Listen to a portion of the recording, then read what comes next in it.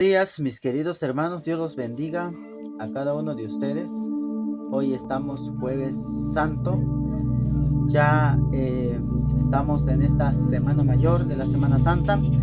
Quiero compartir más que nada este breve mensaje a cada uno de ustedes, esperando a que ustedes también les guste y puedan compartir este mensaje. El mensaje se llama La traición de Judas. Muchas veces hemos escuchado hablar en la Biblia acerca de la traición de Judas, pero hoy más que nada vamos a leer el Evangelio de Mateo, capítulo 26, versículo 14. Dice así el Evangelio: Entonces uno de los 12, que se llamaba Judas Iscariote, se presentó a los jefes de los sacerdotes y les dijo: ¿Cuánto me darán si se los entrego? Ellos prometieron darle 30 monedas de plata. Y a partir de ese momento Judas andaba buscando una oportunidad para entregarse. En el Evangelio de San Mateo pues nos habla acerca de la traición de Judas, pero vamos a ver dos textos bíblicos con referente. Lucas 23, 3. Vamos a ver lo que dice Lucas capítulo 23, 3. Vamos a ver lo que dice entonces el Evangelio de San Lucas, capítulo 23, versículo 3. Escuchen lo que dice. Entonces Pilato lo interrogó. Lucas, vamos a ver si es Lucas 22, 3. Perdón, es Lucas 22, 3. Vamos a ver, perdón, hermanos. Vamos a ver Lucas 22, versículo 3. Muy bien, aquí está, perdonen hermanos. Vamos a ver entonces, dice: Pero Satanás entró en Judas, por sobrenombre Iscariote, que era uno de los 12, y fue a tratar con los jefes de los sacerdotes y con los jefes de la policía del templo sobre el modo de entregarles a Jesús. Ellos se alegraron y acordaron darle una cantidad de dinero. Judas aceptó el trato.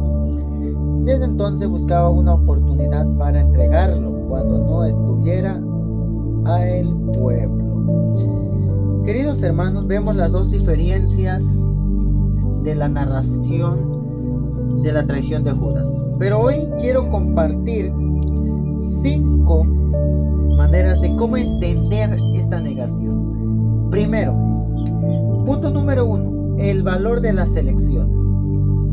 2 puntos vemos aquí entonces en el Evangelio cómo Judas tomó una decisión. Por eso el valor de las elecciones. Judas toma una decisión de conciencia. O sea, Judas conscientemente lo que iba a hacer, y al entregar a Jesús por 30 monedas. O sea, él estaba consciente que él, ¿qué es lo que estaba haciendo? Pero en el Evangelio de San Lucas nos dice que el diablo, el demonio, Satanás, entró en Judas. Entonces, esto nos invita, ¿a qué nos invita a esto? Nos invita a pensar sobre cómo nuestras propias elecciones, incluso cuando están motivadas por intereses personales, nosotros decidimos de nuestra vida, y nosotros decidimos más que nada nuestras elecciones, el valor de nuestras elecciones. ¿Usted quiere traicionar a Jesús? Usted es libre. ¿Usted quiere servir a Jesús? Usted es libre. O sea, todo aquí somos libres. Si le queremos servir a Jesús o no le queremos servir a Jesús, al final del día, usted toma, usted elecciona, usted tiene sus elecciones, tiene un valor. Porque si usted decide servir al Señor, le puede servir. Pero Judas decide cambiar a su maestro por 30 monedas. Y en este primer punto vemos cómo entonces, cómo el hombre pone sus propias elecciones, incluso cuando están motivados por intereses personales. Prefiere estar en su negocio que ir a la iglesia. Prefiere ir al pueblo que ir a la iglesia. Prefiere más que nada ir al río, por ejemplo, en esta Semana Santa. Muchos están en el río, muchos están paseando, se están bañando, pero no se acuerdan de todo el acontecimiento que Jesús pasó en esta vida. O sea, no les interesa, ¿no? Y por eso muchos van a la iglesia solamente por cultura o por tradición o porque, bueno, mi papá era y dice que tenemos que ir, se van cada año. Entonces tienen consecuencias profundas para nosotros mismos y para los demás. Lo que usted decida tiene una consecuencia. Por eso dice también en Eclesiastés: elige tu camino como mejor te parezca, pero no te olvides que Dios te pedirá cuenta. Todo lo que usted haga y deje de hacer, Dios le pedirá cuenta. Segundo, la influencia de los deseos materiales. Judas tenía que quizás, mira, vamos a hablarlo de esta manera. Hoy en día vemos a muchas personas que tienen muchos intereses personales, no solo como laicos, no solo como cristianos o como personas, sino que también a veces hay personas que se meten como sacerdote, como predicadores o como ministerio de alabanza para beneficio personal. Por eso dice, la influencia de los deseos materiales. Escuchen, la codicia fue uno de los factores que impulsó su acción. Reflexionar sobre cómo el afán por el dinero o bienes materiales puede nublar nuestro juicio y alejarnos de valores que consideramos importantes en la vida y que prácticamente en su mayoría solamente están afanados al dinero. O sea, no les interesa nada de Jesús. No cierran el negocio porque en esta Semana Santa venden más que los demás días. Es la única semana donde vienen los turistas y venden, y por eso en su mayoría ni en la iglesia van. O sea, están afanados al dinero. La codicia fue uno de los factores que impulsó su acción, ¿no? Estaba interesado al dinero. Y que prácticamente por eso dice en el Evangelio de Lucas 22:3 que Satanás entró y le impulsó a hacer tales cosas, ¿no? Entonces, que nosotros también, queridos hermanos, tengamos precaución que el demonio impulse y nos motive a hacer tales cosas. Nosotros, queridos hermanos, no tenemos necesidad para traicionar a Jesús ni por los bienes materiales. Dios te ha bendecido. El problema es de que muchas veces hacemos de esa bendición lo que nosotros queramos, y por eso el Señor a veces no te da mucho porque con lo poco te pierdes. 3. La complejidad de la persona humana. Escuchen, Judas fue uno de los 12 discípulos. Acompañó a Jesús durante mucho tiempo y vio sus milagros. Esto nos recuerda que nadie es completamente bueno o malo, y que incluso quienes están cerca de nosotros pueden tomar caminos que no entenderemos. Queridos hermanos, Judas fue uno de los discípulos, fue apóstol, pero sin embargo no se conformó en conocer a Jesús. Lo traicionó, lo vendió por 30 monedas, lo traicionó por un beso. Hoy sigue pasando lo mismo, y esto deberíamos de reflexionar. Hay muchos cristianos que se dicen conocer a Cristo, pero que a veces traicionan a la iglesia. Incluso hasta puede ser mismo, hay sacerdotes, lo voy a decir con estas palabras, sacerdotes que se han rebelado y han traicionado a la iglesia católica. Son personas que conocen, predicadores, personas que realmente a veces tienen el conocimiento de conocer la verdad, pero sin embargo, tanta sabiduría se cegan y se van de la iglesia. Por eso dice, si siendo Judas, que conoció al maestro, convivió con él, comió con él, anduvo con él, vio sus milagros, sin embargo lo traicionó. Y no nos espantamos, lo meditamos. Pero hoy en día, muchas de las personas, cuando un sacerdote hace traición a la iglesia o hace tales cosas, lo escondemos. Pero cuando un laico, un predicador, un catequista, un ministro se equivoca en la vida o en su servicio, todo mundo lo difama, todo mundo lo anda publicando. Se equivocó, es ser humano, es persona, y por lo tanto deberemos de perdonarlo. Por eso, queridos hermanos, en la vida no todos somos perfectos.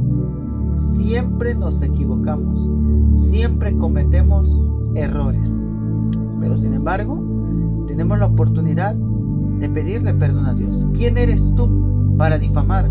¿Quién eres tú para juzgar a los demás? Deja que Dios juzgue. Si esa persona que falló, fracasó, le pidió perdón a Dios y Dios ya le perdonó, ¿y tú quién eres? Tú no eres más que Dios. Tú eres un servidor de Dios. Punto número 4. El peso del arrepentimiento. Vemos cómo Judas entonces en este punto, vemos cómo Judas se arrepiente. Dice, después de la traición Judas sintió remordimiento y devolvió el dinero. Vemos cómo, hasta en este punto vemos cómo Judas se arrepiente, se da cuenta del grave error, y es aquí donde muchos deberíamos de llegar.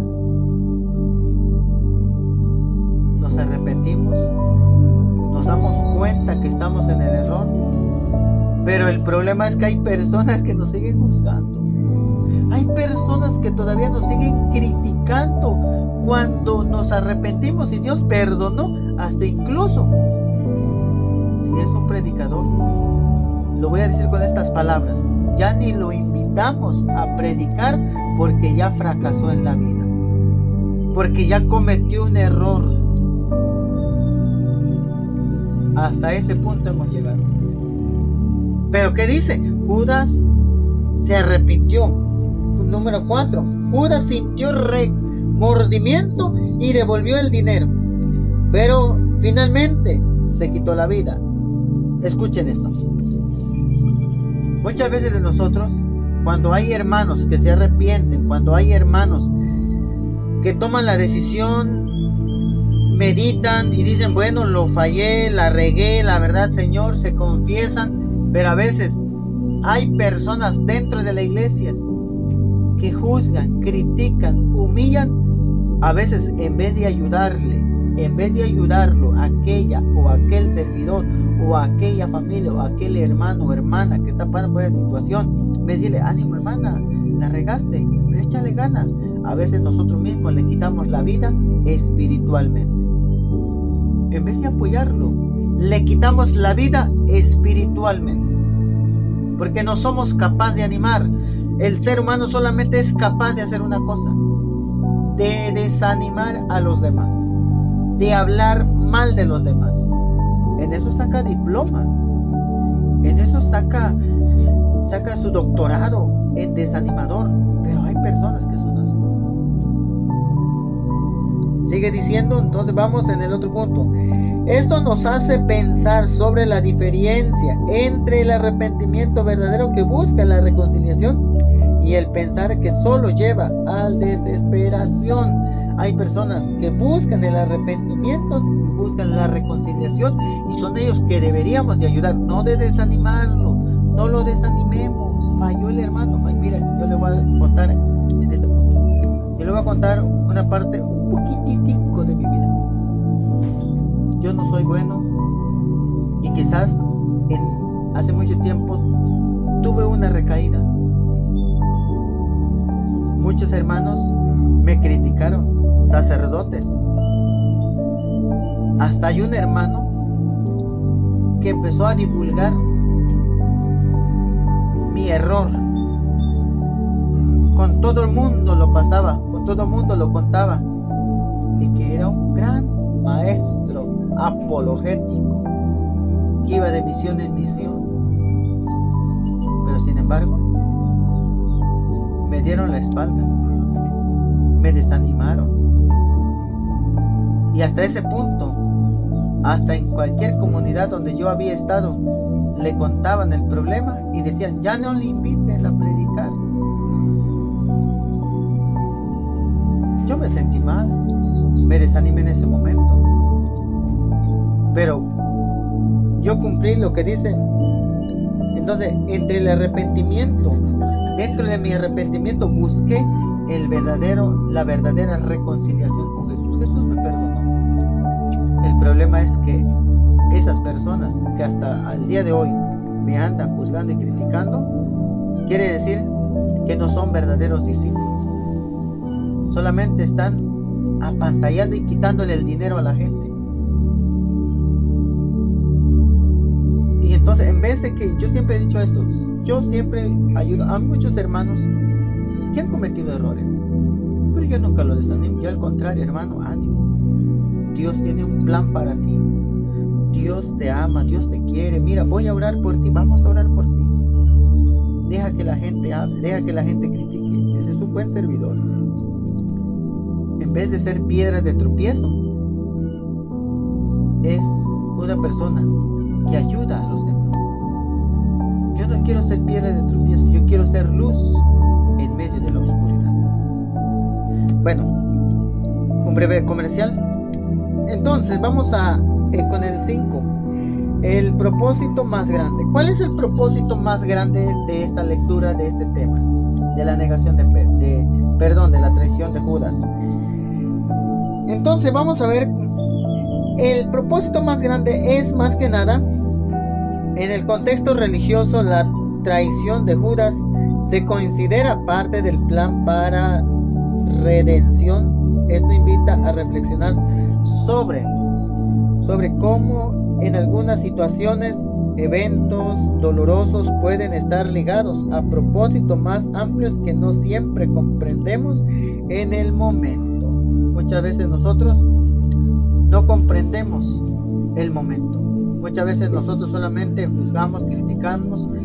Miren, a veces hay personas que han tenido decaimiento, pero no lo juzguemos, porque más adelante ese desánimo, ese tropiezo puede ser un testimonio para los demás, y muchas veces no lo vemos de esa manera. Miren, yo no soy perfecto en esta vida, pero todo lo que me ha pasado ha sido un testimonio para los demás. Se los he contado, le he platicado, se los he dicho. ¿Por qué? Porque el camino que yo pasé, yo no quiero que ustedes lo pasen. Y por eso, hermanos, yo los animo en el nombre de Cristo Jesús, que meditemos estos 5 pasos acerca de la traición de Judas. Dios los bendiga, compartan el video y regálenme un like.